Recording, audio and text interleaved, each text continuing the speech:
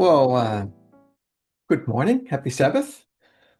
I'm glad to be with you in the UK group. Nice to be with you all. It was nice to hear the lovely songs, having a song service for 30 minutes. That's something we don't have, but it was actually nice to hear Emma and Natalie. So if you doubted that, it was really nice. Thank you for that. Let's uh, let's open with a word of prayer, and then we'll continue, or we'll begin our study for today. Let's uh, let's pray.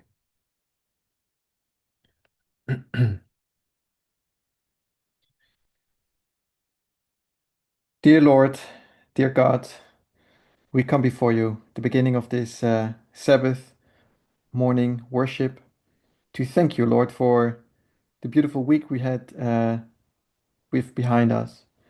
It may have been a tough week, a rough week, a week of a lot of questions, or maybe disappointments, maybe happy times.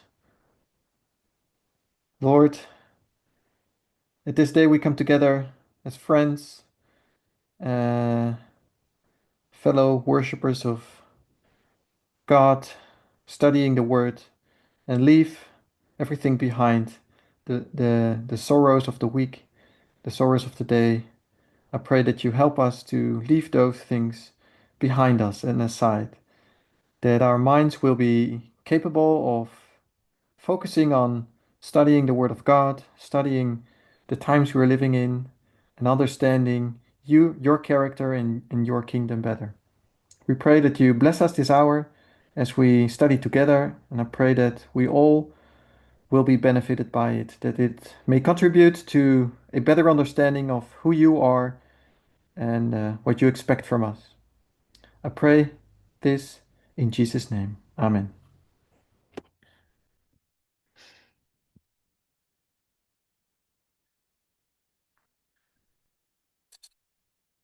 So,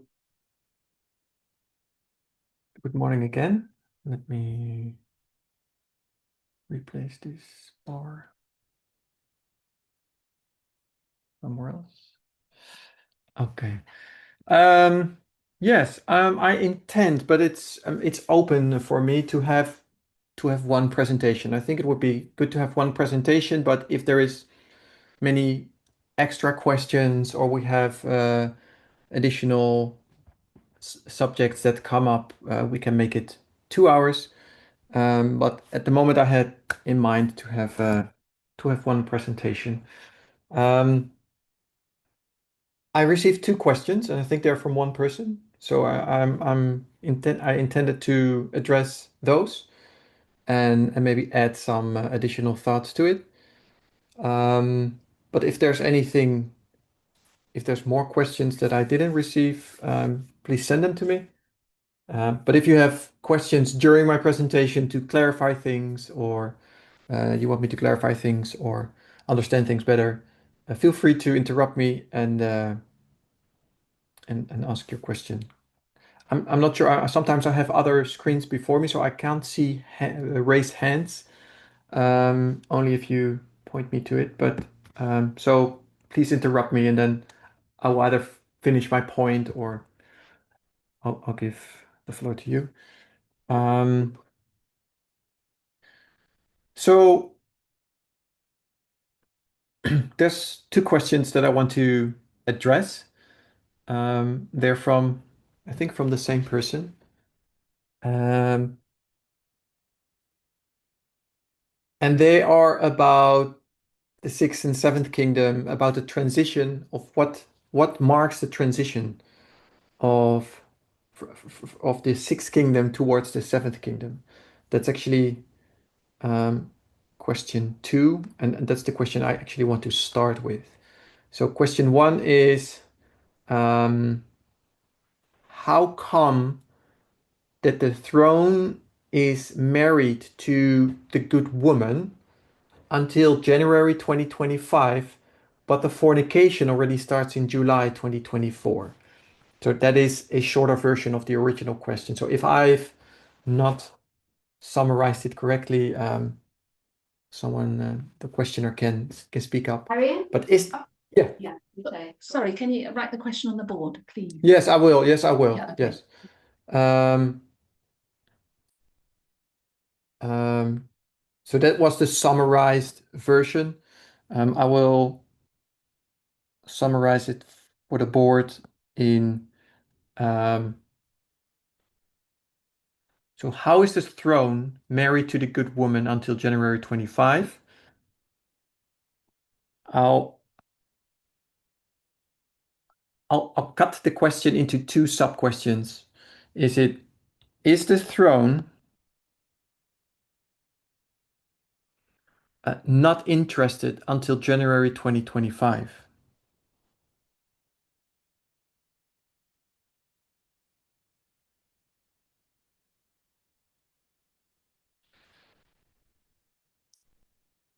And the other sub-question is then, but the woman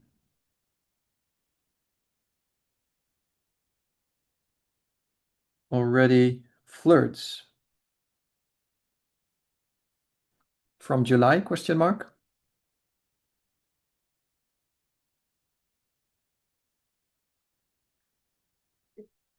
Those are the 2 points I want to address, and I hope they are going to answer the original question. Then we have question 2. I have also two sub-questions. So what are the characteristics of the seventh kingdom in 2021?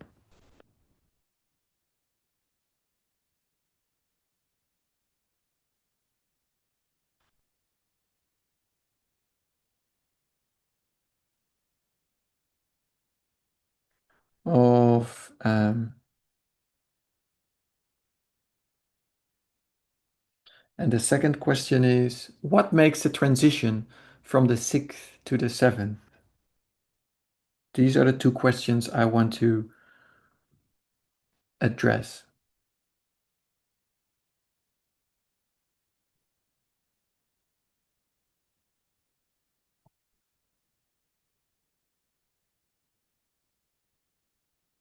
Okay, but I want to start with question 2, because I think they lay a better foundation basically to then after that go to question 1. Um, so we're going to start about with what makes the transition from 6 to 7, and what are the characteristics of the seventh in 2021. So to answer that question, I think it is good to see what makes the sixth and the seventh different, and that is the question. Um, but I specifically want to look at the sixth. What is so different about the sixth? Because the sixth in Bible prophecy is this unique kingdom, because um,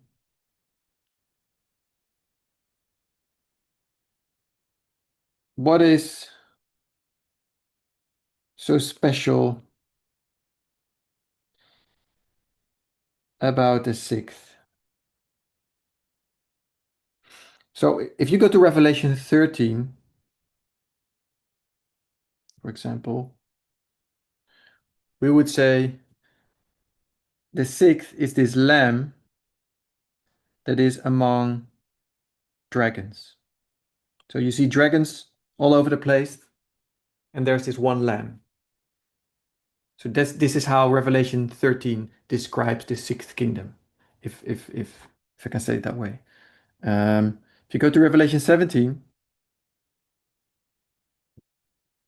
you have this single head among beasts.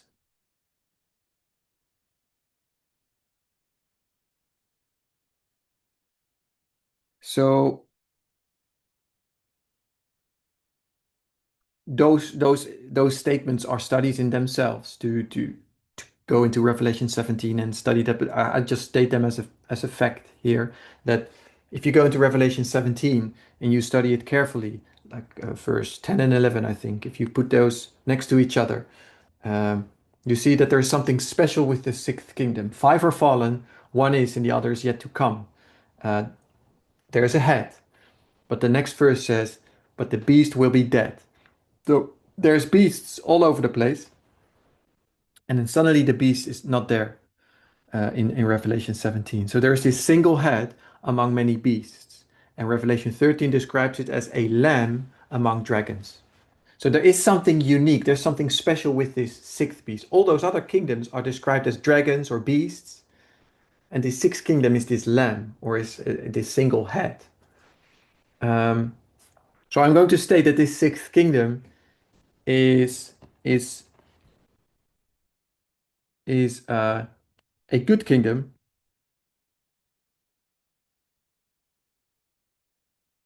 among bad kingdoms.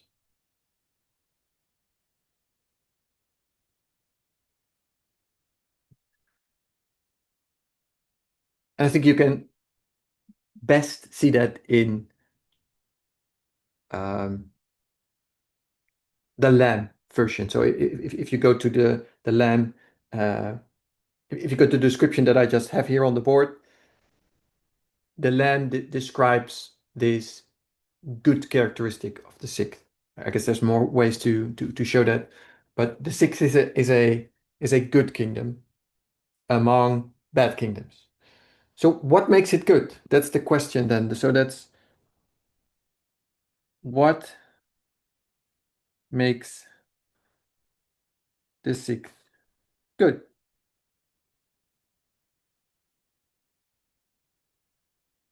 And what makes the dragons or the beast bad? And what makes the dragons bad?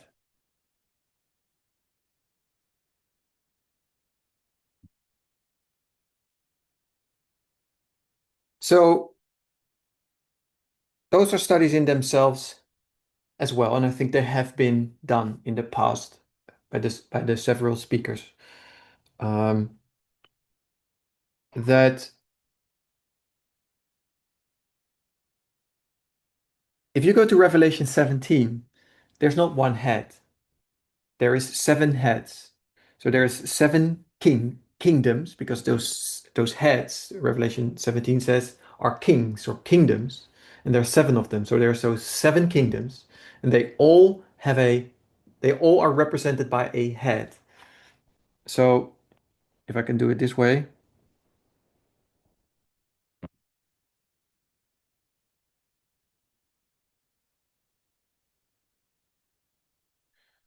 um,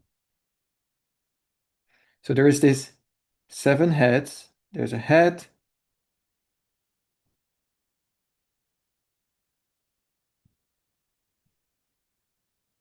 They all have heads.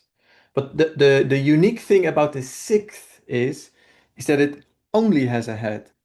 So the unique about the sixth here is that the head is the only thing there is, um, according to the symbols of Revelation 17. Um, and Revelation 17 describes, um, well, let me say it this way, a woman-head relationship in all the other kingdoms. Because when you look at Revelation 17, the woman is always in connection with the beast. So there is no woman without a beast, and there's no beast without a woman. When you look at Revelation 17, the woman rides the beast. So when the beast is not there, there's no woman either. The woman of Revelation 17 is not there. So this woman-beast relationship is they are I won't say interchangeable, no, but they cannot be divided. So if you see a woman, you see the beast as well, and if you see the beast, you see the woman. So we know the beast is not here, and therefore I would suggest the woman isn't there either. Um, and that's different from all the other kingdoms because here I'm not going to say there's a woman. There's a woman, and she's going to be back there as well. So the unique thing here on this on this line is in the fact that there is no beast or there's no woman um, in this sixth kingdom. That's the unique thing. So this head of Revelation 17, which is called a lamb in Revelation 13, this head is a characteristic of that kingdom, and it's actually something that makes that kingdom good. We concluded the kingdom is good. What makes it good? It's the head. And what makes the other kingdoms bad? Because there is this woman relationship, this relationship with the bad woman, which is not in the sixth. Um, so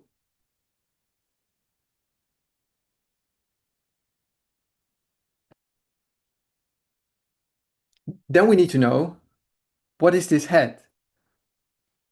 What is this head? Because all of them have a head. So the first, the second, the third, they all have a head. And this head apparently is a good thing. But as soon as the woman of Revelation 17, this bad woman comes around the corner, comes along, this kingdom becomes a dragon or a beast. And the fact that there is no woman here means there's also no beast in the sixth kingdom. There's only a head, and this head makes the sixth kingdom good. So there is some good elements in all those kingdoms. All those kingdoms, the first to the seventh, they have a good element in it, which is the head. And it's only the the fact that there is a woman, a bad woman, um, interfering, makes that kingdom bad. So the question is then, what is this? What is this head? Well, Revelation 17 basically says it.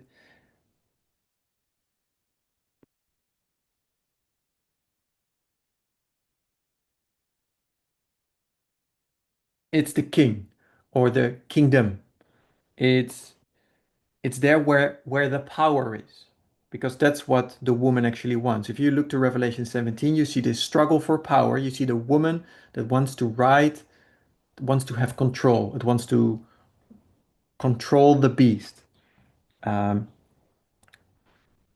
it wants to have the power that those kings, uh, those heads or those kings have, because that's what she lacks. She has an ideology. She has something to share, but she doesn't have the power to do it. So she needs the power from somebody else. So we're suggesting this head is the element where the power is.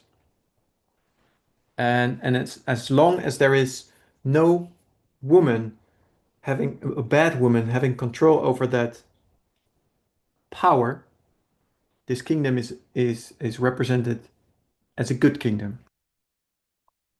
So the head is a king, or we know a king and a kingdom are interchangeable.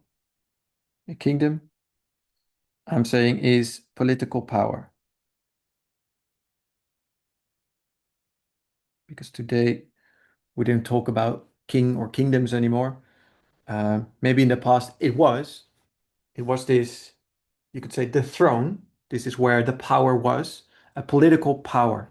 Today is more than just a king or the throne of a king.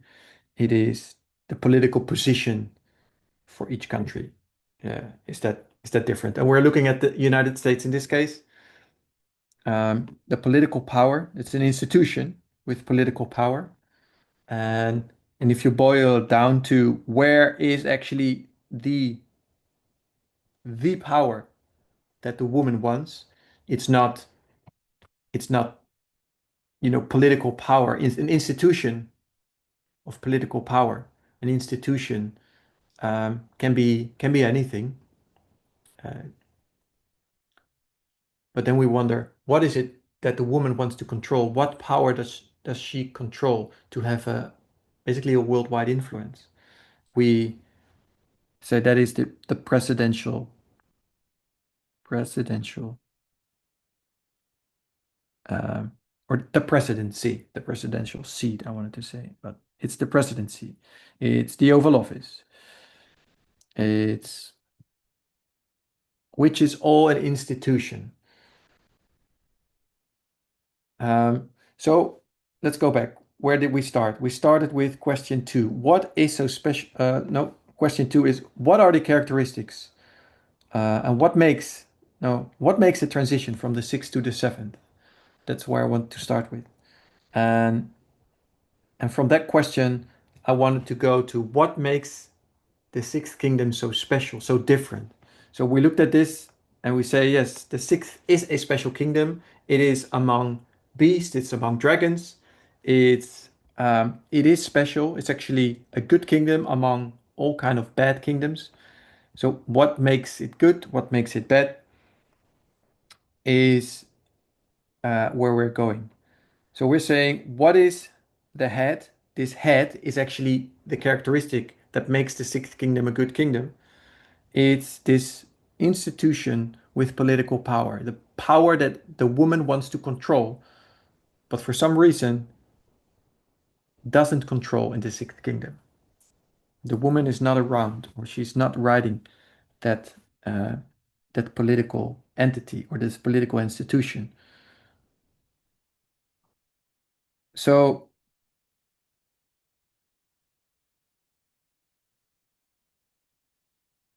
so there is something different between. So we're saying this head is insti- this institution with political power, or the presidential seat, or the throne. What is then so different about those kingdoms? If they all have a head, why does the woman control those other heads and not control the sixth head? And that's because the sixth kingdom was was different in how it was built up. So we have those five kingdoms, five are fallen, is Babylon, Medo-Persia, Greece, and Rome. Rome 1 and Rome 2. So they all have heads. So there's five heads. And at some point, those thrones come under the influence of this bad woman.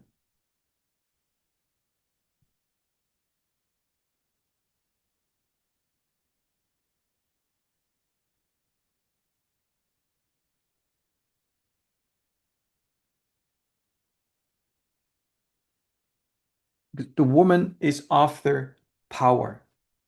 And we come to we come to 1798, because that's where those chapters, Revelation 13, Revelation 17, start.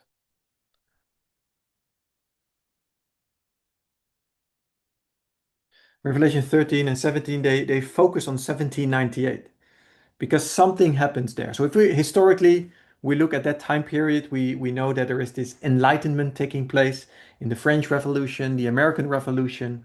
There is something happening um, in the world, in many areas, but also on political, the political area. People are fed up with the old system of the old world, with monarchs and kings and elite that rule the people. In America, they say, we're going to do this differently. We're going to set up a government that is ruled by the people themselves, not some elite group that is ruling and making themselves rich and powerful and keep them powerful, etc. Not really caring about the people, only if it benefits themselves, etc. So they're fed up and they want to set up a kingdom according or they want to set up a kingdom between brackets, um, between quotes. Um, Aryan, that is, sorry? got a question. Yes, sure. You said a kingdom set up by the people for the people. Yeah. Hmm. And for the institution today internally, are we set up by the people for the people? Because that's what makes an institution good in the past. So are you talking about a movement Yeah. internally? I'm just using as the kingdom that when it was good, the sixth kingdom, by the people for the people. So I'm just trying to do a compare and contrast internally the institution. Are we by the people for the people? Yeah, I think so. I mean, we're definitely not some We kingdom make the rule. with that makes the rules and decides for the rest. Okay. Um, but I mean, What are it, those it's rules? it, it's not that hierarchy is a wrong thing. That's not what they were saying because there's structure and organization necessary, but they just made it in such a way that it was not able to be misused against the people. Okay. This government is a good thing because it does something for the people. I, It protects the I get that. people. But my point was we don't vote in Elder Paminda. God chose Elder Paminda. So it's not, the people in the sixth kingdom, they voted in Trump. We didn't vote in Um, Elder Paminda, God did. So sure, it didn't match. maybe this is a discussion for another time, but I get your point.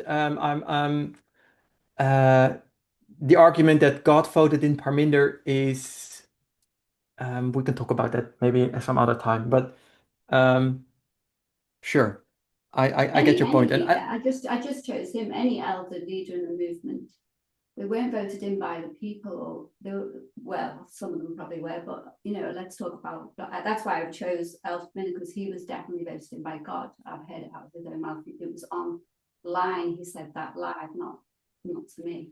So just one, it just doesn't match up. But yeah, carry on. Sorry to interrupt. I've had that in the back of my mind for a while, and until sure, no. I thought I'll ask. There's a lot of people on here. Someone I got think any? it is good to look at the Sixth Kingdom in a way like what did they do there, what made it good, and what does that teach us about, for example, the heavenly kingdom that we are supposed to build? Are there lessons for us or not? Anyway, I think it's good to look to make that comparison, definitely. Yeah, because we know Um, what this kingdom's meant to look like on earth here, and the seventh kingdom compared to the seventh kingdom, how it was sure. voted in, how it came about. So how do we come about? Who's leading? Hierarchy, all that stuff. I don't think it's even. It's. I don't think It's more about the the laws. Sixth Kingdom was good because it was a democracy. I don't think that's make the Sixth Kingdom a good thing necessarily. No, I Uh, don't. um, but it Thank you. it's yeah, sure. But yeah, I think this is definitely one of the things that we should look into. And also a little bit of the point I want to make is like what makes the sixth good? Because why I'm going here is if we understand how the sixth begins and what the sixth kingdom actually is, what is the characteristics of the sixth, what makes the sixth begin. If we understand that, we also know how it ends because at some point it loses something that it should have, and if we understand what it should have, then we only should trace the point where it loses something. Um, um, so that's why I'm going here.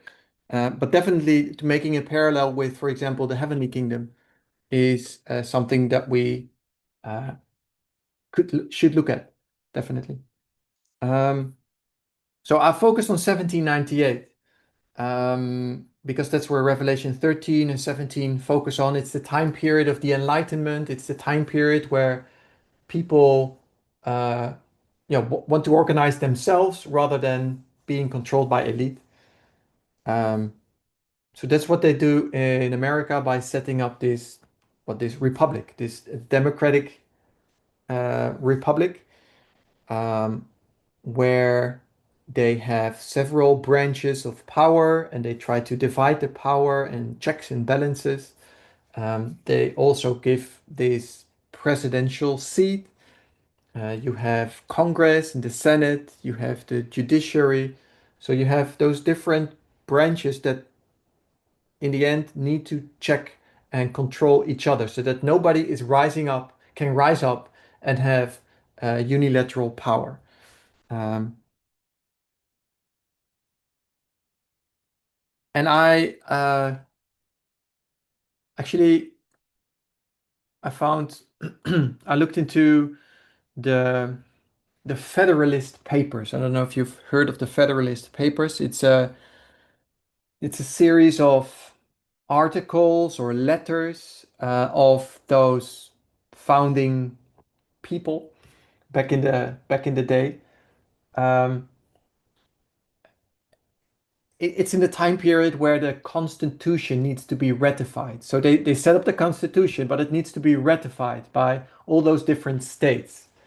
And they, well, they sent the Constitution. It's like, sign it. This is what you need to ratify and agree with. But with that, they also sent letters and articles to explain what the Constitution does and um, um,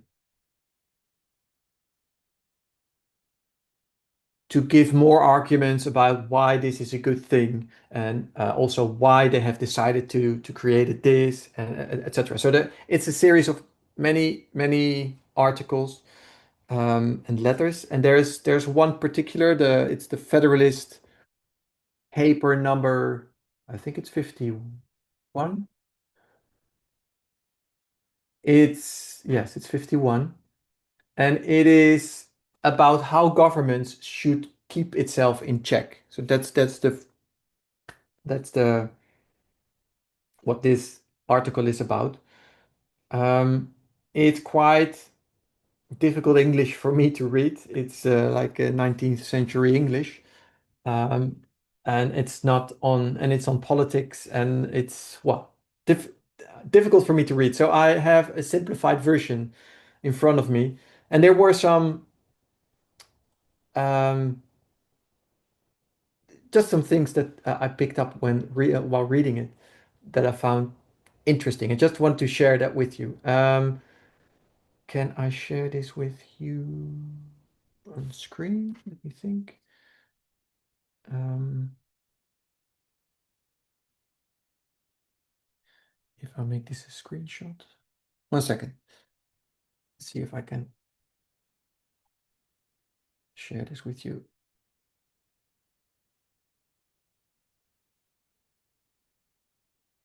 Um,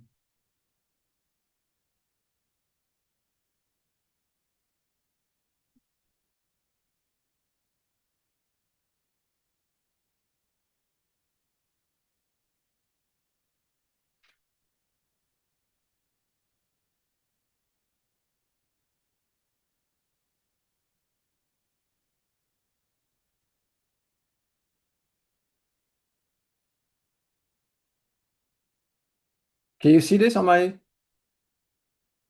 Yeah, you should see this. I can see it here. Okay. So this is a screenshot of what I just copied out. So this is a simplified version of this 50 number 51 article of the Federalist Papers. And it's about how governments should keep itself in check. So paragraph 2 says, for power to truly be separated, each branch of government needs to be independent. Ideally, the people who run each branch shouldn't have much influence over who gets appointed to the other branches. So there's several ways why they try to how they try to keep each branch in check, so to speak. The next yellow marked part, it says the real protection against one branch grabbing too much power is giving each branch both the tools and the personal motivation to push back against the others. Ambition must be made to counteract ambition. Each official's personal interests should be tied to protecting the rights of their branch. So each branch should be motivated to counteract the ambition of the other branch, so to speak. So everybody wants to have their power, but everybody should protect the rights of their own branch, so to speak, and those of the others. And then it says, and I found this one also interesting. You might say it's sad that we need these kinds of tricks to keep governments honest. But think about it. Government itself exists because people aren't perfect. If people were angels, we wouldn't need government at all. If angels ran the government, we wouldn't need any checks on it. But since humans govern other humans, government must both control the people and control itself. I thought this was an interesting paragraph, which I don't agree with. But it shows a little bit of the mindset of the founding people. I guess that this is the traditional Christian way of thinking about angels, thinking about heaven, this perfect place where nothing goes wrong and there's no pain and there's no rebellion and there's no discussion or there's no, how do you say that, disagreement. I think that we as a movement are walking away from this idea of heaven, of angels, of uh, the perfect kingdom.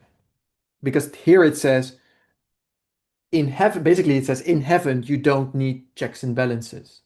That's basically what it says. But because we are here on earth and we are imperfect, we need checks and balances.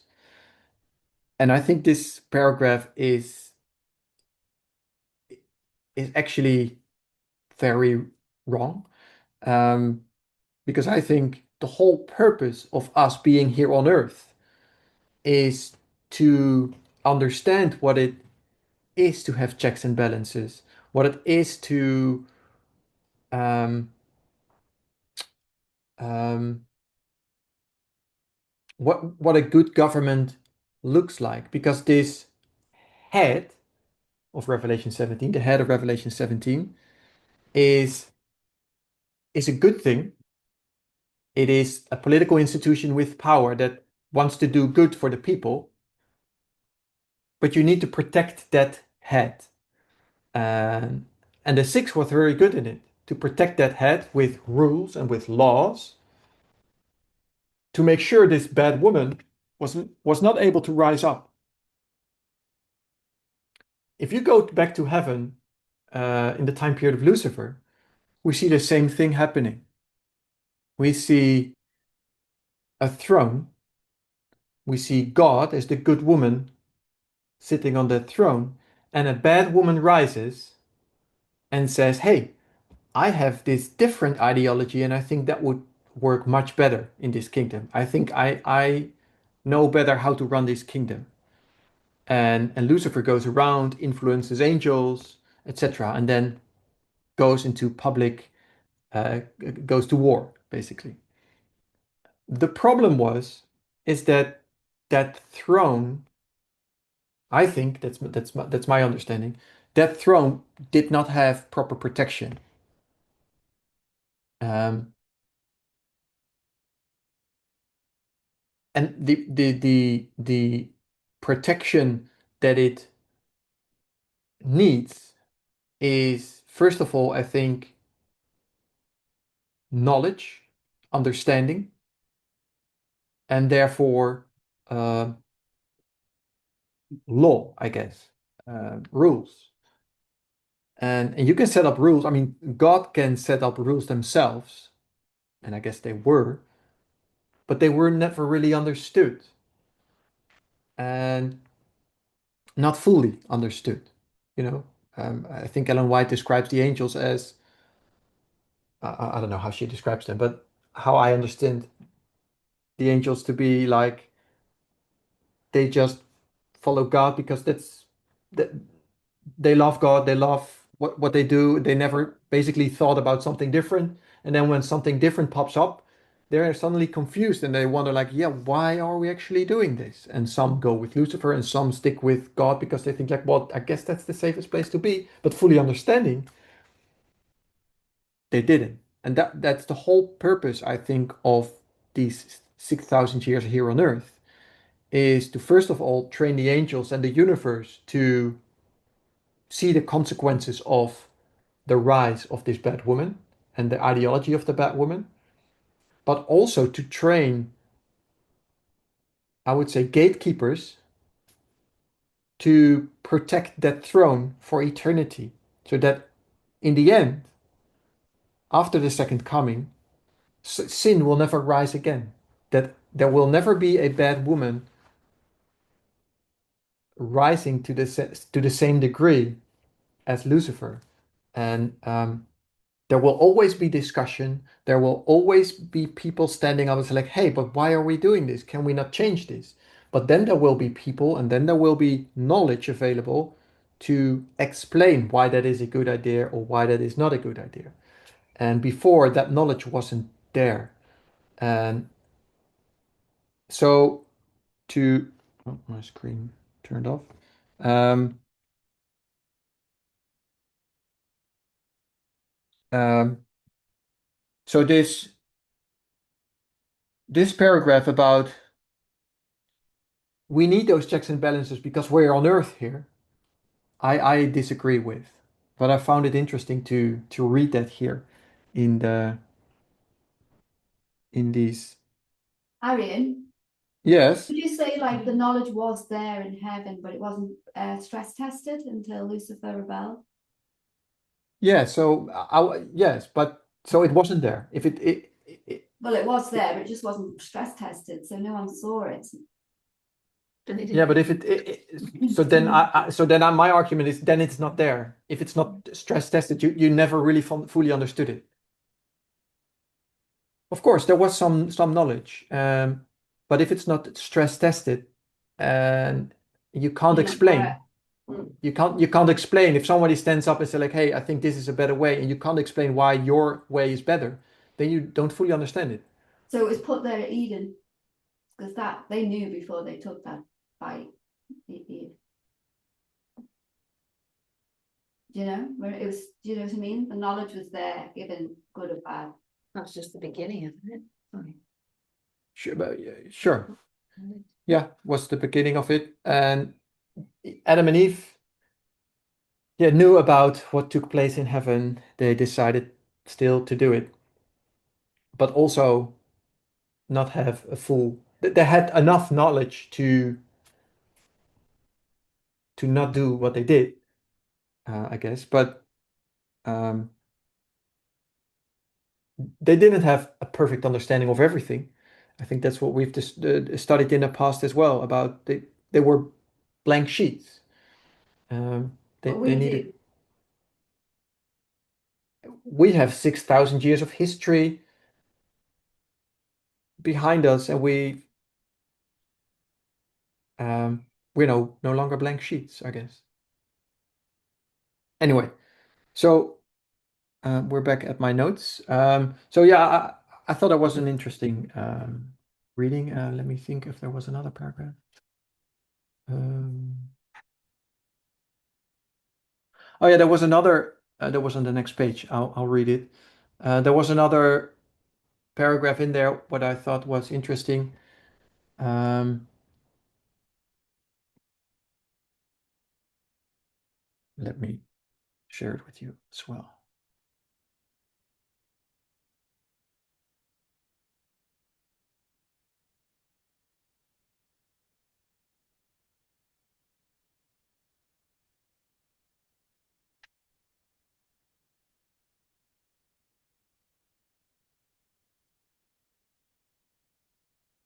There it is.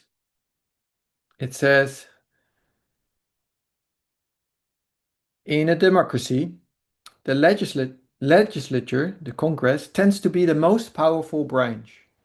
To fix this, it should be split into two chambers, the House and the Senate, that work differently and are elected differently.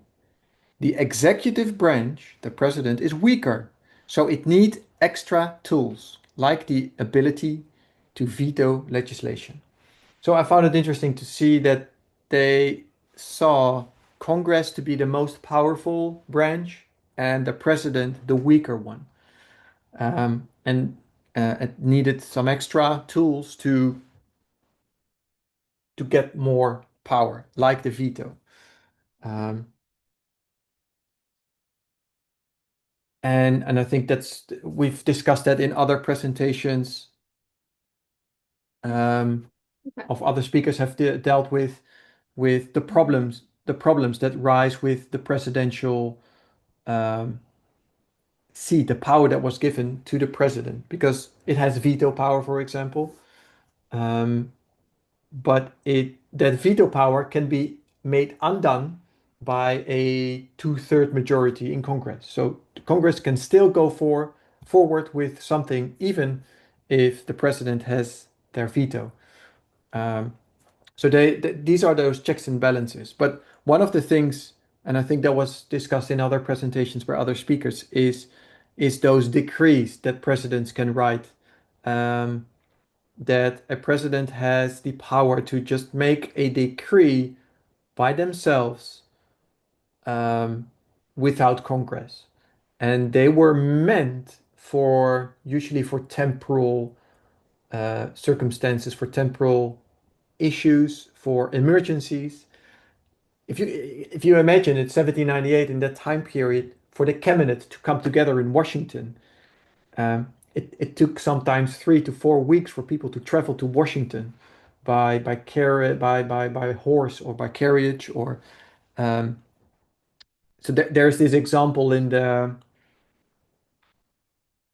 Civil War where I don't have the date. I think it's somewhere in April where the Civil War is at the beginning and Abraham Lincoln calls his cabinet together in an emergency meeting somewhere in the beginning of April. And this emergency meeting is planned somewhere in the beginning of July.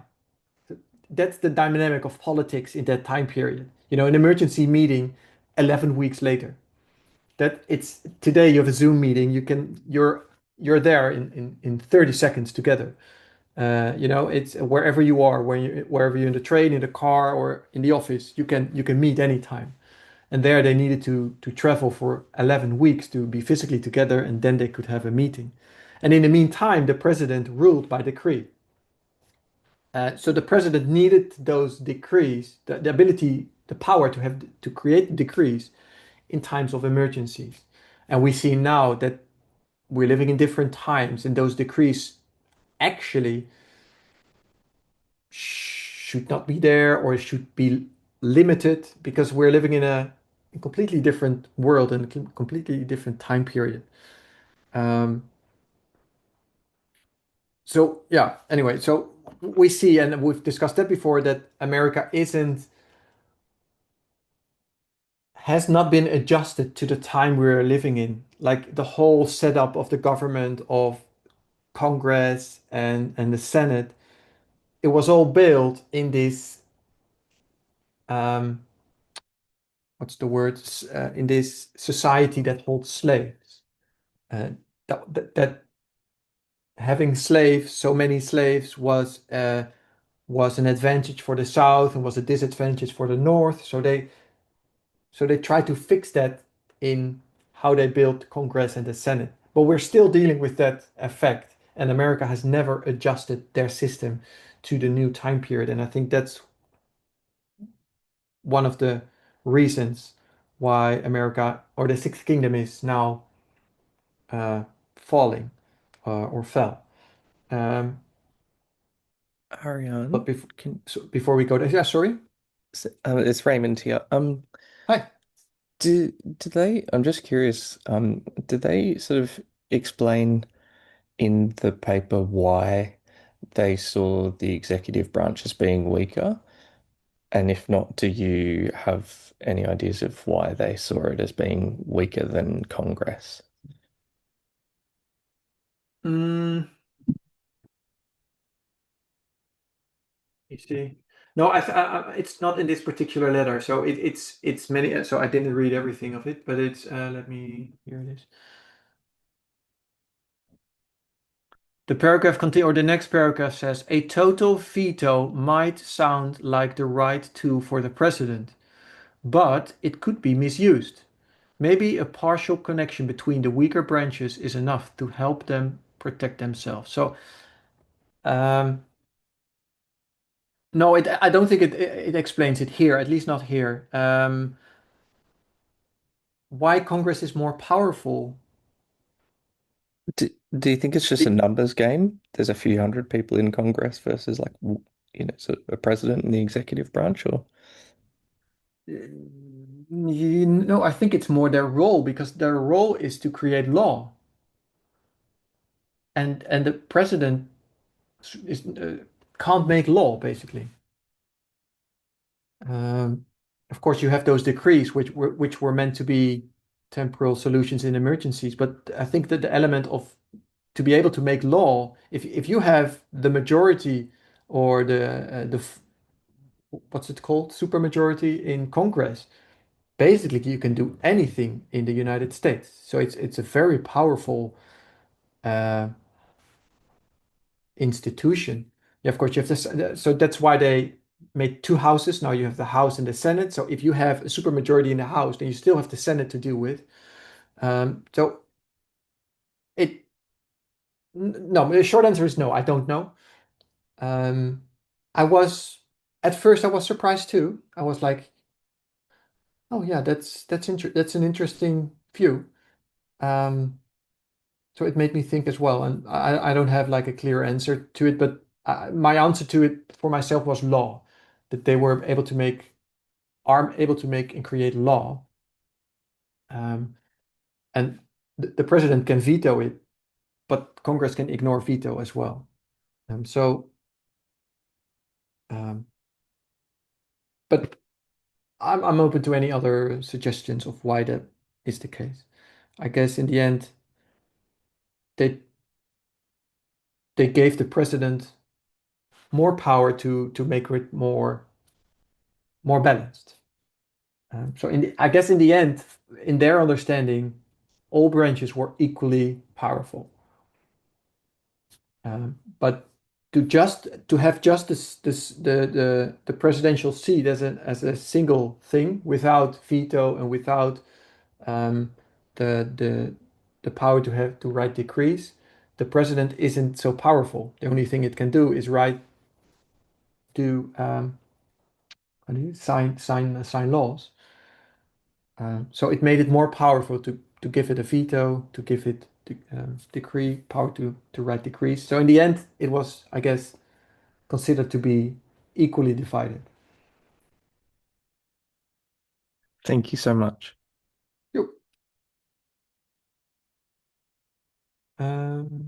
Back to my notes.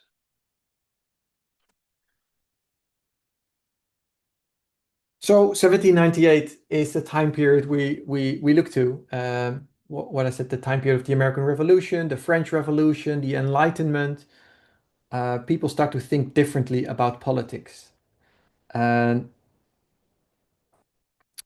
And I think what we discussed here is what they tried to do is to create this head.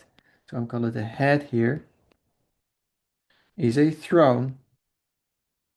So I'm going to say the sixth head is a throne that is uh, checked or restrained. It's not all powerful as all those thrones before, all those five other kingdoms before had a throne. If you were sitting on that throne, you could do anything you wanted basically. There was no system that could hold you back. You were above the law. And the people were just, how do you say that? It just depended on the king who was sitting on the throne. If you had a good king, like the Old Testament, there's it says like in the Kings and Chronicles, it says, so this and this king was a good king because it did, and then the next king was a bad king because blah, blah, blah. So the people were just given to a king, and if they had a good king, they were lucky. If they had a bad king, bad people, or no, not bad people, but uh, the it the so it depended whether a kingdom was good or bad depended on the king that was sitting on that throne and the use of that power, because the throne gave full power and you could use that full power to do good to the people, or you could use that full power, unrestrained power, to just do what you wanted to do and to enrich yourself and the elite and your friends and just let the people die or whatever. You don't care about them. And that eventually always happened in all those kingdoms. All those kingdoms might have started good, but there always came a point where it was going in the wrong direction with bad leadership, um, Aryan, misuse of power. I can't wait. Was there an? Absolutely. Aryan, got a question? What is it? Yep. No, I don't know what you're trying to Seven answer. King, what makes it? I think that's what he's trying to Yeah. answer. Yeah, are you getting to the point of what makes it the seventh kingdom at Panion? Well, I don't like that word. 2021. Yeah, we're heading there. Okay, thank you. So what makes the seventh kingdom in 2021? We need to understand why the sixth isn't there anymore then. And to understand why the sixth isn't there anymore, we need to understand why the sixth actually was there. What makes the sixth the sixth? So that's why we're here. So the sixth head was a checked or restrained throne compared to all those thrones before. That's the unique thing, I think, the unique thing of the sixth kingdom. That's what makes uh, the sixth unique, because they are all heads. They all had a throne. Those thrones are, whether they are restrained or not, if they were all powerful or restrained, the institution itself is a good thing. It's there to serve the people. That's the intention. That's the purpose of that seat. Also, when it's all powerful, it's not wrong to have an all powerful seat. The problem is that it can be misused. And the sixth kingdom solved that by making that seat not interesting for the woman. So the woman was not even interested in that seat of the sixth kingdom, um, which makes this sixth kingdom a good kingdom from the beginning to the end. And that's because this seat was protected, it was restrained, it was checked. And then you suddenly have a seat where the woman says, "Well, that's not what I'm looking for. I'm looking for an all-powerful seat." Um, so that's why the beast is dead in that time period. There's no woman riding the beast relationship in that time period. So, so I'm suggesting this sixth head or this sixth kingdom is unique because it has a throne, it has an institution of with political power that is limited. It has limited power. That's for the sixth kingdom a way to solve the problem.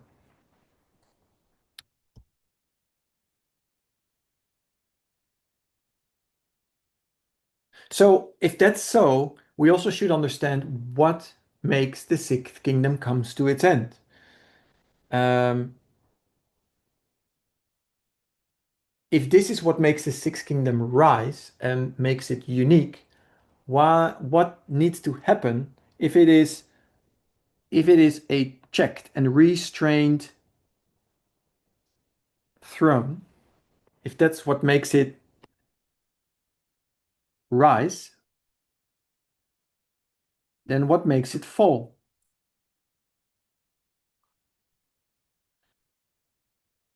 The throne.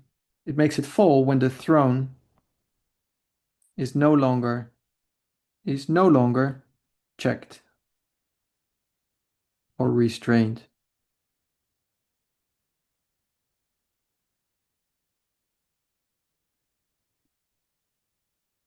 Or at least comes to a certain point of, I guess, no return.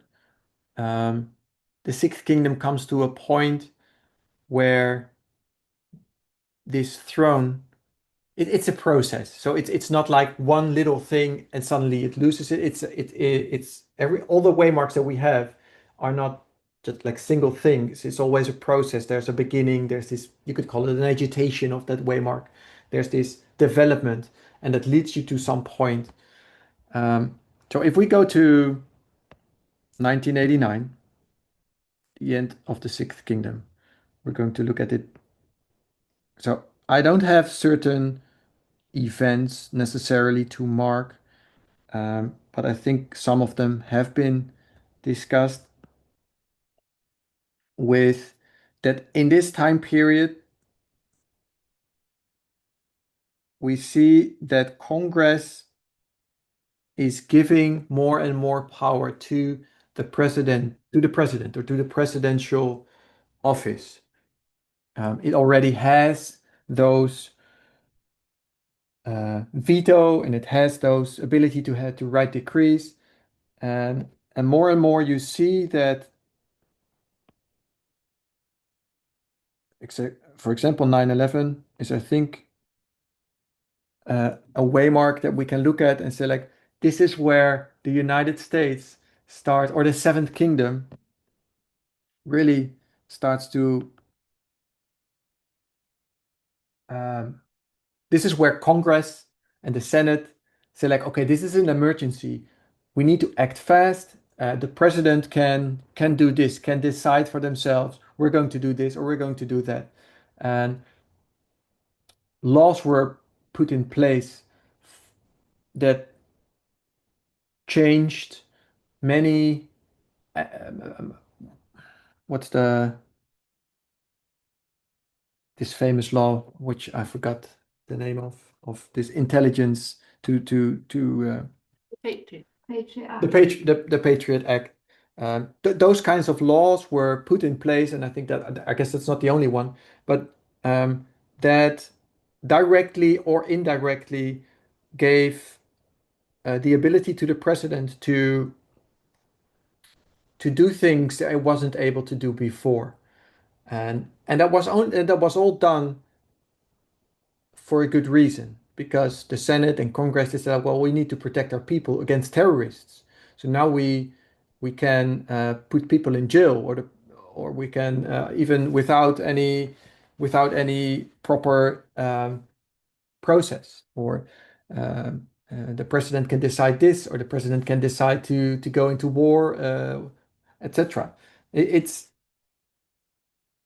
those little things that started to change, that nobody really noticed, or oh, maybe people noticed it, but it wasn't. I guess it wasn't a big deal. But if you add those up, and then you have the um, what's it called, COVID-19, where there's another emergency, and Senate and Congress give power to the president to make decisions, to do this, to do that, to fire people, to uh, uh, ignore things that where Congress says we're going to do this, the president ignores it or does it in a different way.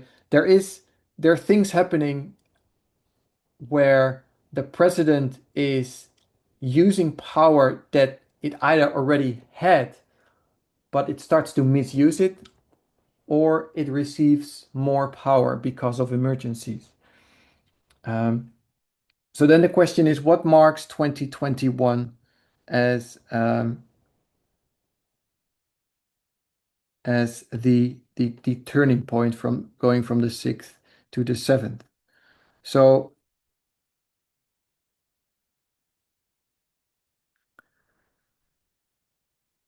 we of course we know, first of all, this, but the questionnaire said between brackets said was not allowed to mention the last president argument, but that's the first argument.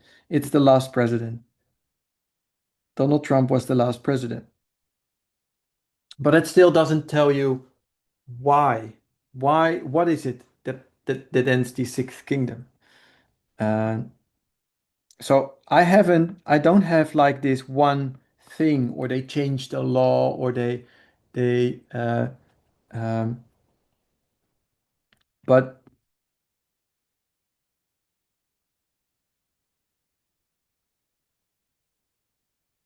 I would suggest that the beginning of the seventh kingdom is marked with January 6th. This is where Trump 1 changes into Trump 2. So I think it's important to note that Trump here is it's a good woman.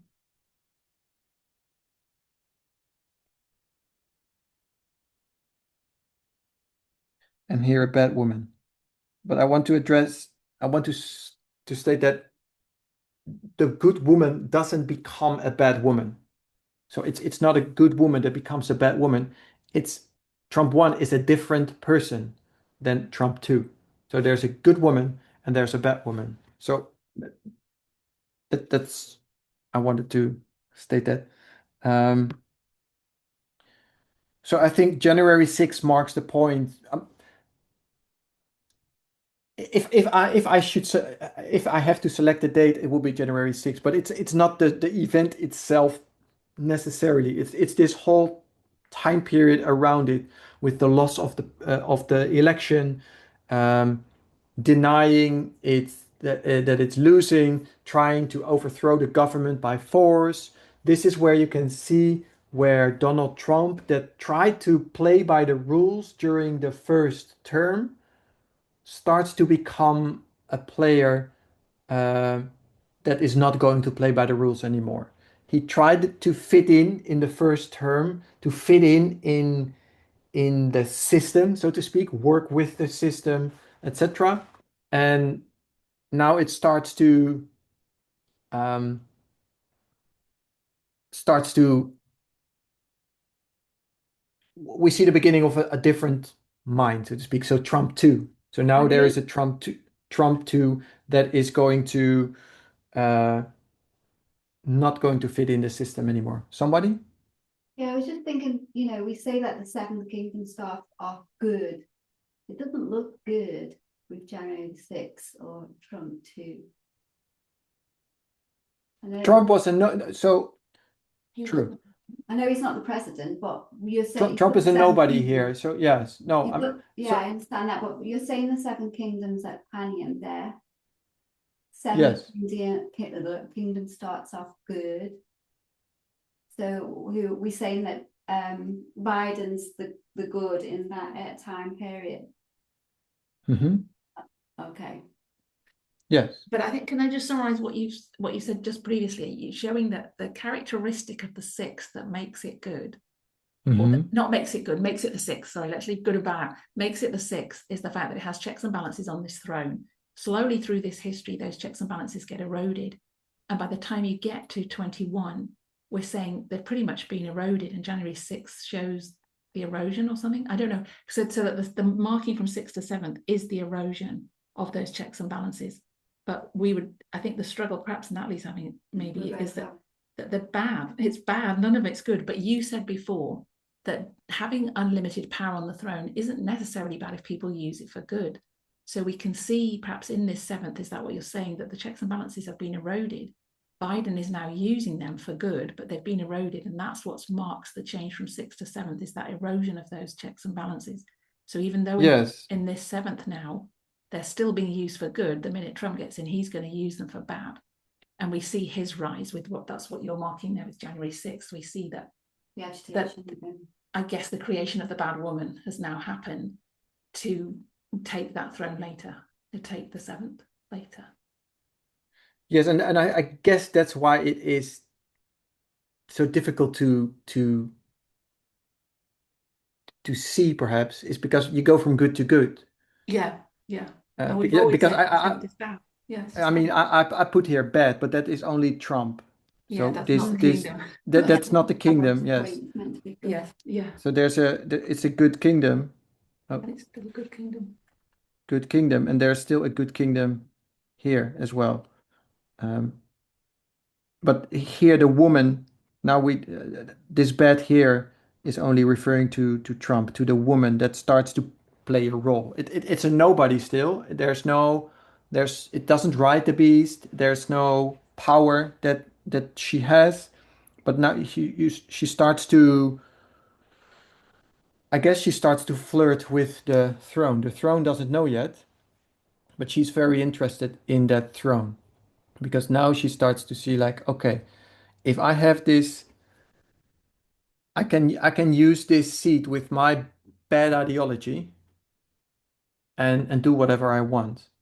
And that's, yeah, she starts to flirt with that idea from 2021 onward. Um, so that is, I think, playing. What's the I think the sorry? difficulty is still the fact that Yeah. that with the erosion of those checks and balances, we would say was negative. So the 6th is becoming negative in this history in a sense, but by the time we get to 21, if those checks and balances have been eroded, it's now negative because we said that's what makes it a good head to start with. So now this 7th is a bad head. That's the dilemma in my head anyway. Just before you carry on. Lessons raised his hand. Yeah, he's raised his hand. Maybe take that point, but it is 11:46. I don't know if you want to take a break because we've had an hour and a quarter. Just to let you know. Okay. We're already half an hour and a quarter?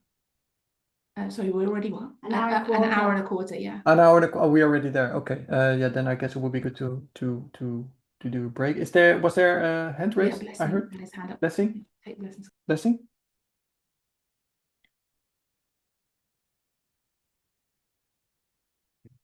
Can you hear me? Yes. Okay. So I guess mine is more of a point slash question. I don't know if it'll make sense.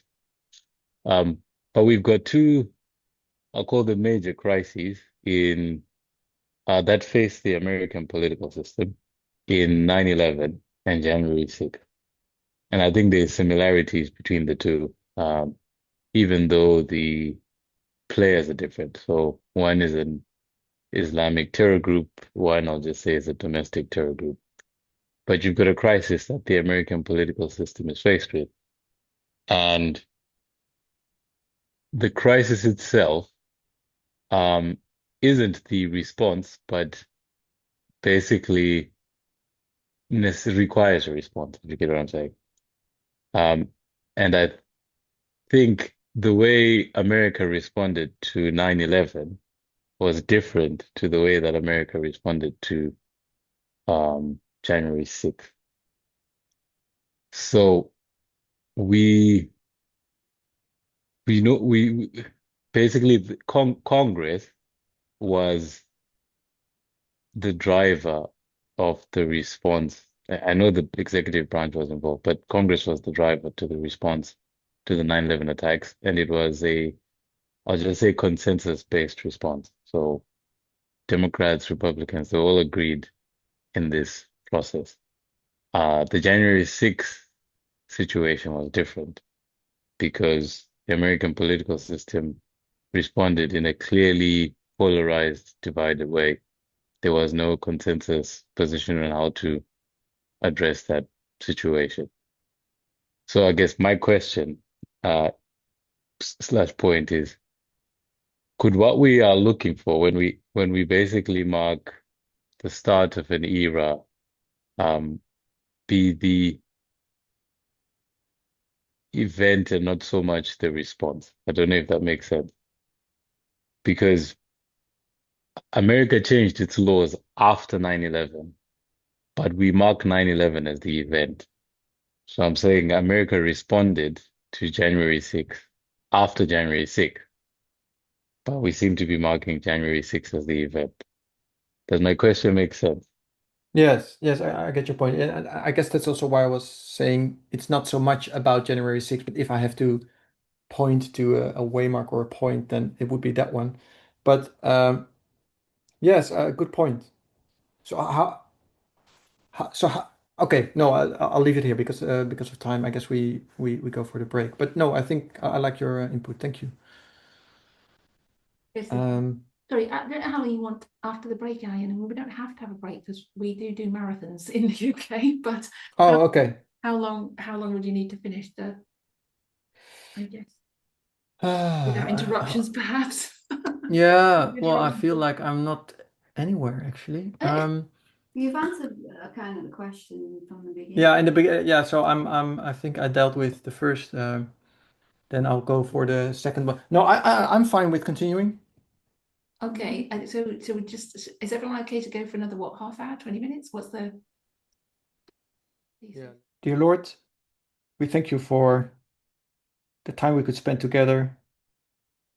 We pray that you continue to watch over us as we have a short break and want to continue our study in the next hour. Keep us focused and be able to concentrate and help us to refresh during this break. In Jesus' name we ask. Amen.